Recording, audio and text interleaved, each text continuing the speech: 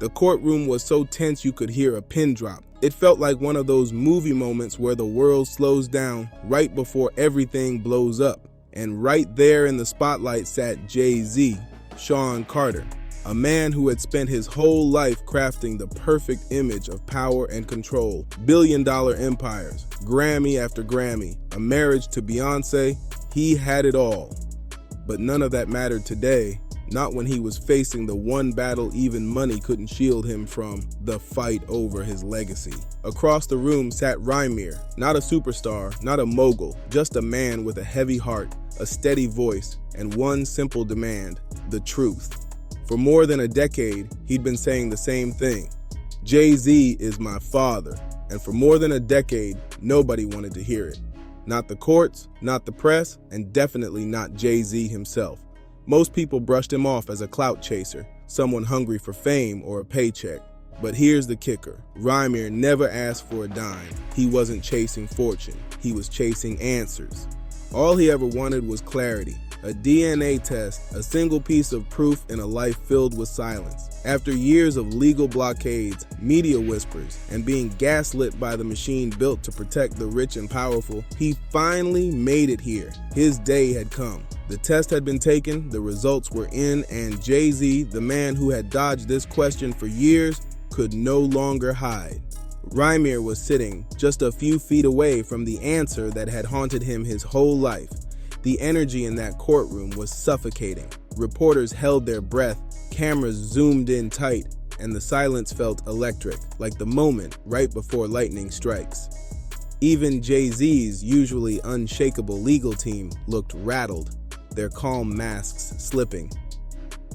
Then the judge leaned forward, eyes locked on the paper in his hand, and read the line that changed everything. The DNA matched. That one sentence hit like a bomb. Jay-Z's jaw tightened, his eyes shot straight to the floor, and he muttered something under his breath before completely unraveling. For the first time in forever, the billionaire's cool mask cracked. His fist slammed the table. His voice broke as he barked words no one could fully catch. His lawyers rushed to his side, whispering frantically, trying to reel him back in, but it was too late. The cameras had caught every second, and by sundown, the internet would replay his meltdown 1,000 times. Meanwhile, Rymir sat frozen, almost too still, with no grin, no victory smirk, just the hollow stare of someone who finally got the truth, but far too late to repair the years it stole. This wasn't triumph, it was tragedy, a childhood gone without a father, years of being called a liar, mocked, smeared, ignored. And now, after all that pain, the truth surfaced in a sterile courtroom, long after the damage was already done. The moment it hit the internet, everything exploded. Social media went wild with hashtags, timelines split in half, some rushing to defend Jay-Z, saying he was just guarding his empire, his image, his name. Others dragged him mercilessly, blasting him for denying his son for so long, questioning how a man with so much power could be terrified of one simple truth. Memes flooded feeds within minutes, and clips of Jay's breakdown looped nonstop, turning the courtroom into the hottest story on the planet. But this wasn't just another gossip headline. This was real life. Two men, tied by blood, ripped apart by silence. One had spent decades running from the truth. The other spent decades chasing it. And now they were forced face to face with no escape. No more lawyers to hide behind, no more polished PR spin, just father and son staring at the reality that could no longer be buried. Jay-Z didn't look like the untouchable mogul anymore. He looked cornered. His hands shook as he wiped his face, his composure shattered in front of the world. This wasn't business. This wasn't a deal to negotiate. This was bloodline, fatherhood, something no amount of fame, Grammys, or billion-dollar contracts could control. His legal team scrambled in panic, flipping through papers, whispering frantic jargon that sounded like static against the chaos. But nothing they said could change what everyone had just seen. Jay's lawyers scrambled, begging the judge for a recess, desperate to reset the room and shield him from the storm already brewing outside. But Jay didn't even flinch. His eyes stayed locked on the floor, trapped in a silent war between denial and acceptance. For a man who spent his whole career perfecting image control, this was the unthinkable.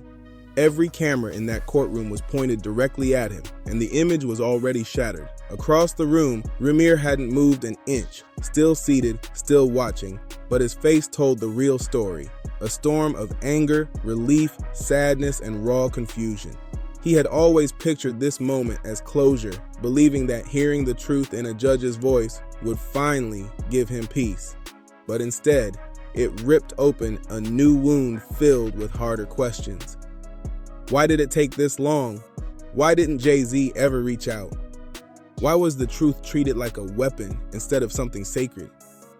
His mind went to his mother, Wanda, the woman who told him the truth when he was just a kid, the woman who never wavered, repeating the same story year after year, even as the world called her a liar. She was gone now, taken before she could ever witness this day. She died carrying the pain of being dismissed, ignored, and discredited as just another woman with a claim. But she was right. She was right the entire time. And now, with her gone, the proof stood undeniable, stamped in black and white for the world to see. The courtroom hung heavy, the silence thick, like everyone knew history had just shifted forever. The judge slammed for silence, still trying to control the room, but it was already gone. Whispers buzzed across the benches, journalists typing furiously, racing to blast headlines in real time. The moment was too massive. Jay-Z's breakdown, the DNA confirmation, the courtroom tension boiling over. It had already turned into a global spectacle.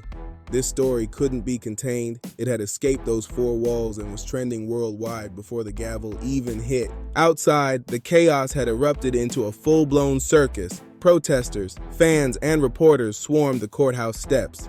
Some waved signs backing Rymir, demanding justice, while others screamed loyalty to Jay-Z, calling it all a setup, a cash grab, a PR stunt gone wrong. The lines were drawn fast, and the internet poured gasoline on it. Every frame of Jay's outburst turned into a meme, every second of footage dissected by influencers, podcast hosts, legal experts, and Twitter threads so long they read like novels. But inside the courtroom, beneath the storm of headlines, the scene was raw and human. Two men sat in silence, one forced to face a reality he'd spent years dodging, the other holding on to a truth that never gave him the peace he thought it would. Then Jay finally lifted his head, eyes locking on Rymir's across the room. And in that instant, the world fell away. No cameras, no crowd, no billion-dollar empire. Just father and son caught in a truth too heavy to ignore. Just a father staring at the son he never claimed. And a son looking back at the man he had spent his whole life hoping to know. Neither said a word. They didn't have to. The silence screamed louder than anything they could have spoken. Jay-Z sat frozen as the judge dismissed the room, his face locked forward like he was trying to stop time itself. The empire, the control, the myth of being untouchable, all of it had cracked in one afternoon. No PR spin could fix this. No crisis team could clean it up. This wasn't rap beef. This wasn't business strategy. This was family, raw and undeniable. And it had just played out in front of the world with receipts stamped in black and white. The DNA matched. He was the father. The courtroom emptied slow, reporters swarming the hallway, phones raised, cameras blinking red, desperate for a quote.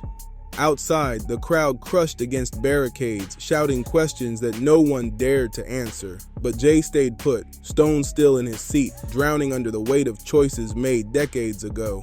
For once, he didn't look powerful. He looked broken, like a man facing the wreckage of his own past. Meanwhile, Rymir slipped out quietly, ducking the chaos.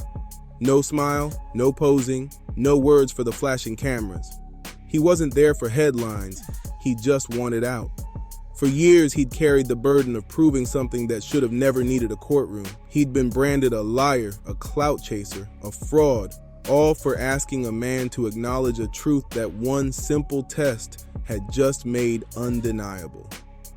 Rymir wasn't celebrating, he was grieving the father he never had, the moments that could never be returned, the years of silence that stretched too long for the answers to matter anymore.